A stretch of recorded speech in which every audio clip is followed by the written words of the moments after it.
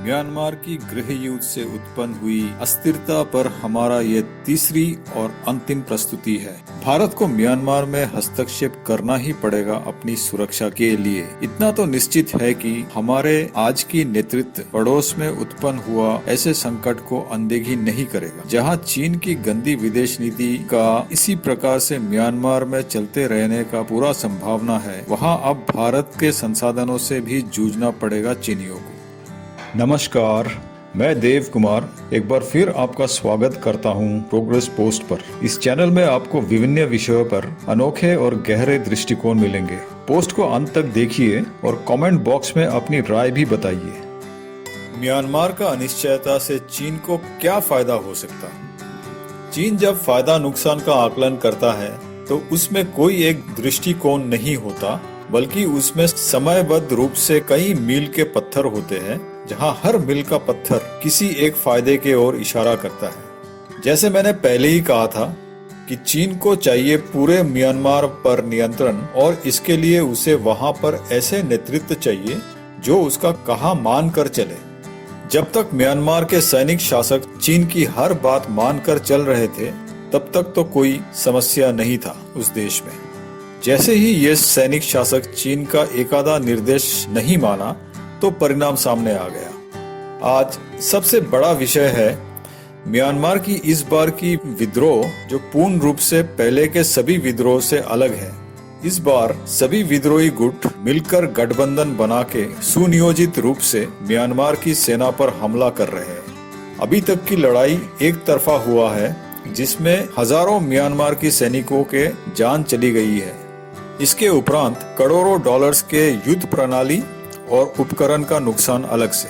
और सबसे बड़ा नुकसान तो ये है कि आज म्यांमार की आधी भूभाग इस समय सेना के नियंत्रण से बाहर है।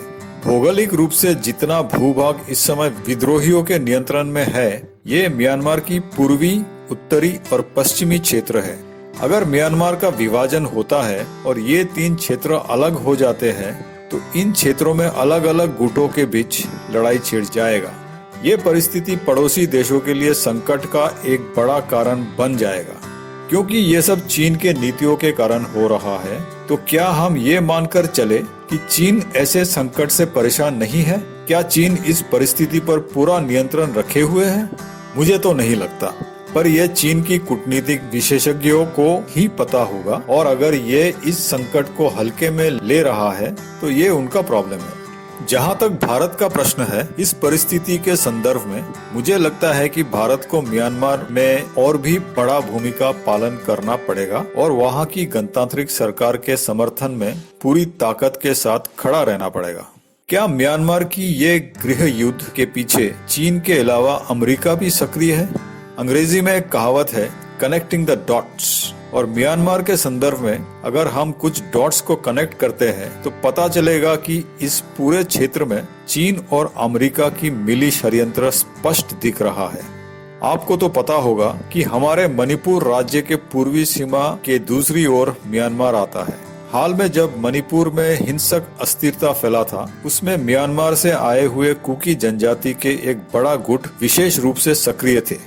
अब जब भारत सरकार ने मणिपुर की परिस्थिति पर नियंत्रण पा लिया है, तो उससे चीन और अमेरिका जैसे महाशक्तियां असंतुष्ट हो गए हैं। इन दोनों शक्तियों को अब भारत की विकास की गति से आतंक हो रहा है, और इसे धीमा करने के लिए ये लोग जो भी हो सकता वो करने के लिए प्रस्तुत है। हमें ये भी नहीं भूलना चाहिए कि म्यांमार के अगर विभाजन हुआ तो इससे भारत में उन्मादियों और उग्रवादियों को गलत संदेश जाएगा। क्योंकि कई मायने में म्यांमार की विविधता भारत की विविधता का ही एक छोटा स्वरूप है।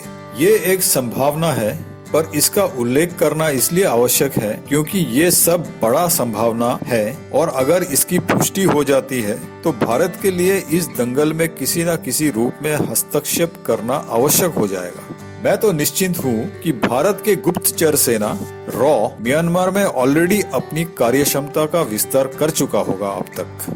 इससे पहले भी रॉ म्यांमार में सक्रिय था, पर संभवतः उतना नहीं जितना अभी है। भारत को म्यांमार में और अधिक रुचि लेना पड़ेगा। भारत के लिए म्यांमार का निष्पक्ष और गणतांत्रिक रहना बहुत आवश्यक है, क्योंकि ये देश भारत का दक्षिण पूर्व एशिया के देशों के साथ निकट संबंध बनाने के लिए बहुत महत्वपूर्ण है। भारत से रेल और सड़क पथ से दक्षिण पूर्व एशिया का जुड़ना इस क्षेत्र के साथ हमारी निकट संबंधों को और मजबूती देगी। म्यांमार दक्षिण पूर्व एशिया में आता है और भारत के पूर्व उत्तर से भी इसकी पश्चिमी सीमा लगता है। दक्षिण पूर्व एशिया के ये एकमात्र देश है जिसके साथ भारत की सीमांत भूमि लगती है। तीसरी शक्तियां जो म्यांमार में दखल दे रहा है, चीन और अमेरिका, दोनों ही भारत की प्रगति और बढ़ती प्रभाव से चिंतित है और कुछ भी करके भारत को लटकाना, भटकाना और अटकाना चाहते हैं। इस गंभीर परिस्थिति में जहां भारत और म्यांमार की आम जनता की प्राथमिकताएं मिल रही है, क्या भारत अपने इस महत्वपूर्ण पूर्वी पड़ोसी को ऐसे तीसरी और बाहरी शक्तियों के दखलंदाजी से बचा सकता है? एक बात तो पक्का है, भारत अपनी खिड़की दरवाजे जो म्यांमार की तरफ है इन्हें बंद नहीं रख सकता, क्योंकि म्यांमार में अस्थिरता भारत के पूर्व उत्तर के लिए संकट उत्पन्न कर सकता। कायदे से देखा जाए तो ये अनिश्चयता अधिक समय के लिए अगर चलता रहा तो इसका दुष्प्रभाव चीन पर अवश्य पड़ेगा। चीन के दक्षिण पश्चिम क्षेत्र में पड़ता है इस देश का यूनान राज्य और यहाँ के मूल निवासी एवं बहुसंख्यक समाज चीन की बहुसंख्यक हान समाज से अलग है और हानों की अत्यधिक प्रभाव से अपनी संस्कृति, भाषा एवं क्षेत्र को बचाए रखना चाहते हैं। ऐसे कई अल्पसंख्यक समुदाय चीन के अंदर है जिन पर म्यांमार का जातीय अनिश्चयता का गहरा प्रभाव पड़ेगा। सबसे बड़ी बात है कि चीन की हान नियंत्रित कम्युनिस्ट तानाशाही से ये सभी अल्पसंख्यक समुदाय पीड़ित है। हो सकता है कि अगर चीन में गणतांत्रिक शासन व्यवस्था होता तो म्यांमार का अनिश्चयता से अधिक संकट नहीं होता। ऊपर से कम्युनिस्ट चीन ने एक अजीब विदेश नीति अपनाए हुए है, जिसके चलते वो आस पड़ोस के सभी देशों में उन्मादी तथ्यों को आर्थिक और अन्य रूप से सहायता देता है उन देशों में अंदरूनी अनिश्चयता फैलाने के लिए। ये काम चीन ने म्यांमार में किया इतने साल से और आज इसका परिणाम हमारे सामने है।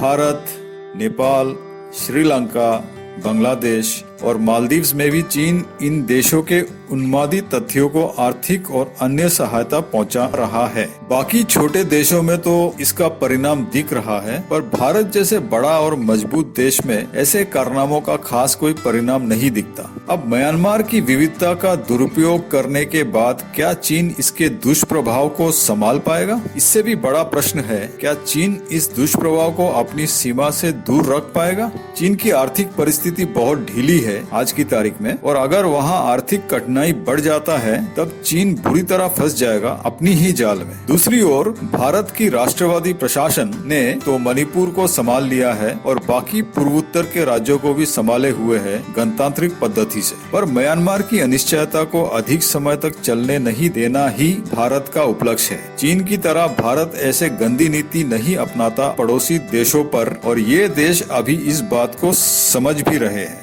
तो दोस्तों, इस पोस्ट को यही विराम दे रहा हूँ। अगर पोस्ट को आपने यहाँ तक देखा है तो आशा करता हूँ कि ये पोस्ट आपको सूचनात्मक लगा है। जाने से पहले कृपया पोस्ट को लाइक और शेयर करें, और अगर आप चैनल को अब तक सब्सक्राइब नहीं किया है तो कृपया सब्सक्राइब भी कर लीजिए, ताकि आने वाले पोस्ट का सूचना आपको समय पर मिल जाए। धन्यवाद।